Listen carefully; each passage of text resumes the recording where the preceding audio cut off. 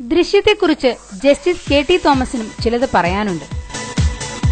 ദൃശ്യം സിനിമയെ സംബന്ധിച്ച് നിരവധി വാദപ്രതിവാദങ്ങളും തർക്കങ്ങളും നടന്നിരുന്നു. സിനിമ ശ്രദ്ധിക്കപ്പെട്ടതോടെ മുതിർന്ന പോലീസ് ഉദ്യോഗസ്ഥർ പോലും സിനിമയിലെ ചില നിലപാടുകളിൽ സ്വന്തം അഭിപ്രായങ്ങൾ പറഞ്ഞിരുന്നു.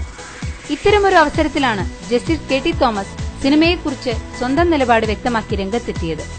ദൃശ്യം സിനിമ നൽകുന്നത് ധീരമായ സന്ദേശമാണെന്ന് കെ.ടി. തോമസ് വ്യക്തമാക്കി. സിനിമ തെറ്റായ സന്ദേശം നൽകുന്നതാണെന്ന അഭിപ്രായം ശരിയല്ലെന്നും അദ്ദേഹം പറഞ്ഞു.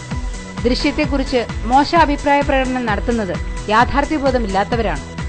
സ്വയരക്ഷയ്ക്ക് വേണ്ടി എതിരാളിയെ വകവരുത്തിയാൽ കുറ്റകരമാകില്ലെന്നാണ് ഇന്ത്യൻ നിയമമെന്ന് അദ്ദേഹം വ്യക്തമാക്കി.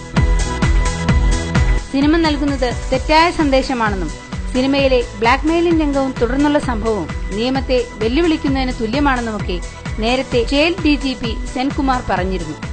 ഈ സിനിമയിൽ അഭിനയിക്കും മുൻപ് മോഹൻലാൽ ഇക്കാര്യം ആലോചിക്കണമെന്നും അദ്ദേഹം പറഞ്ഞിരുന്നു. കഥയിൽ ചോദ്യമില്ലാത്തതിനാൽ സിനിമയെക്കുറിച്ച് കൂടുതൽ പറഞ്ഞിട്ട് കാര്യമില്ലെന്നും അദ്ദേഹം കൂട്ടിച്ചേർത്തു. ഇത് ഏറെ വിവാദങ്ങൾക്കും ചർച്ചകൾക്കും വഴിവെച്ചിരുന്നു. ഓരോ പ്രധാന വാർത്തയും ഇന്ത്യ ക്ലിപ്സിലൂടെ അറിയാൻ ഞങ്ങളുടെ ഫേസ്ബുക്കിലും ട്വിറ്ററിലും അംഗമാകും.